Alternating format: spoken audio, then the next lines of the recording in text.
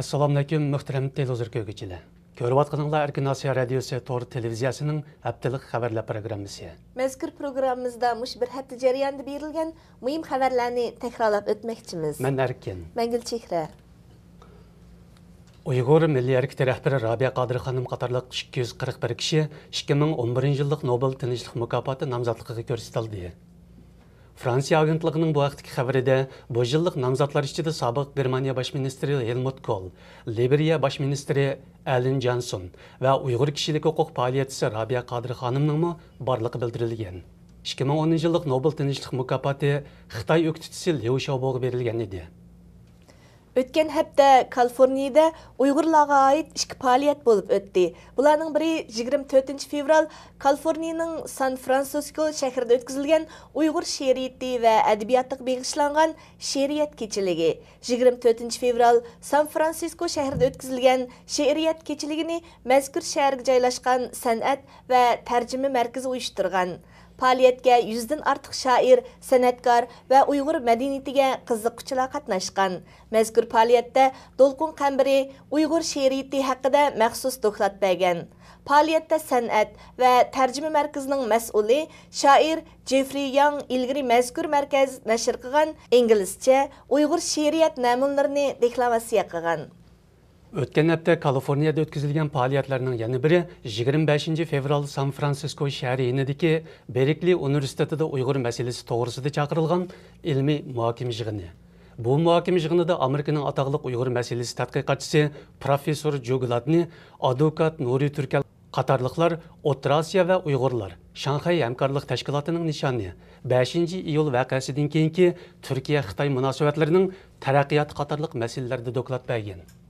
Tunga milletidan bo'lgan mutaxassis doktor Ma Shuyun Bington haqidagi qarashlarini o'tirg'a qo'ygan. Yig'inga taklif bilan qatnashgan doktor Do'lqin Qambiri Uyg'urlarning davlatchilik tarixi, ya'ni Uyg'urlarning qadimdan tortibla o'z davlatiga ega bo'lib kelgan xalq ekanligi haqida to'xtalgan. Ishki Mo'ng'ulga joylashgan Xitoyning Xinhua guruhi G'ulji noyisiga cho'ng tipdagi ximiya zavodi qurib chiqdi ekan. Xitoy pul muomala to'g'rida ko'rsatilishicha, bu zavodga Jingmi ximiya sanoat bog'chisi deb nom berilgan. Egilgan uchurlardan ma'lum bo'lishicha, bu ximiya sanoat bog'chisi G'ulji noyisi va G'ulji shahriga qarashliq bir qancha yezdagi dehqon chorvachilarning yerlarini majburiy setib olish asosida qurilayotgan bo'lib, egallagan yer ko'lami 22,7 kvadrat kilometr keladi ekan. Növətdə rayondakı yerli xalq bu zavodning ekologik muhitni og'ir darajada bulg'ishidan andish qilmoqda.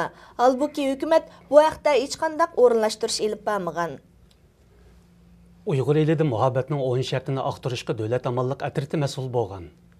Ma'lum bo'lishicha, muhabbatning 10 sharti Urumchi Do'nko'rik atrofida bayqalgan bo'lib, Xitoy yerlik amalliq doiralari o'tgan 3 haftadan buyon Do'nko'rik atrofidagi Uyg'ur uylarini aqtirishga boshlagan.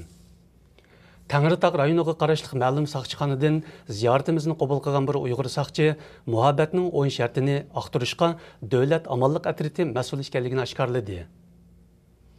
1 mart Kanadaning Ontario o'lkasi Burlington rayonidagi St. Thomas More Katolik o'rta maktabi o'quvchilari Husayn Jililni qo'llash harakati uyushtirgan. Harakat Husayn Jililning 41 yoshga to'lgan xotir kuniga va Xitoy turmasiga qamalganligining 5 yilligiga to'g'ri keldi. O'quvchilar faoliyat jarayonida Husayn Jililni qo'yib berishni talab qilib, Xitoyning Torontodagi konsulxonasiga yo'llagan xatga 1000 kishilik imzo to'plagan. O'quvchilar yana Kanada hukumatiga 250 dona tug'ilgan kun atkerkisi avatib, Husayn Jilil masalasini eslatgan.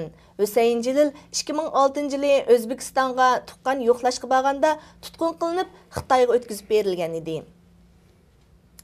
2 mart Turkiyadagi Sakarya universitetida Sharq Turkiston uchun ejderha bilan elishgan ayol Robiya Qodir mavzuliq yig'in chaqirildi. Yig'inda Robiya Qodir xonimning sarguzashtisi asosida yozilgan Ejderha bilan elishgan ayol nomli kitobning turkcha nashri asosida yechilgan. Bu yig'inni Sakarya universitetidagi Diniy bilimlar fakulteti o'quvchilar uyushmasi uyushtirgan bo'lib, yig'inda Ejderha bilan elishgan ayol nomli kitobning qisqacha mazmunlari tanishtirilgan.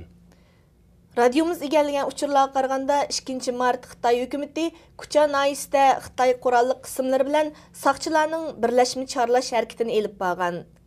kishilarning aytib berishicha, Xitoy kuchada elib borgan ushtum-tut charlash harakati Xitoy jamoat xavfsizlik nazoratining yo'l yo'riqiga asosan elib berilgan. Ma'lum bo'lishicha, bu noyidagi har bir saqchi punktiga 2 dan qurolli qism askari qo'shib berilgan.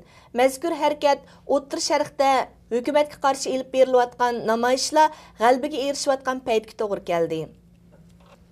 Muhtaram televizor ko'rguvchilar, yuqorida Erkin Osiyo radiosi to'g'ri televiziyasining haftalik xabarlar programmasini ko'rdinglar. Kelar qitim ko'rishgacha omon bo'lgaysizlar. Xayr xo'sh. Xayr xo'sh.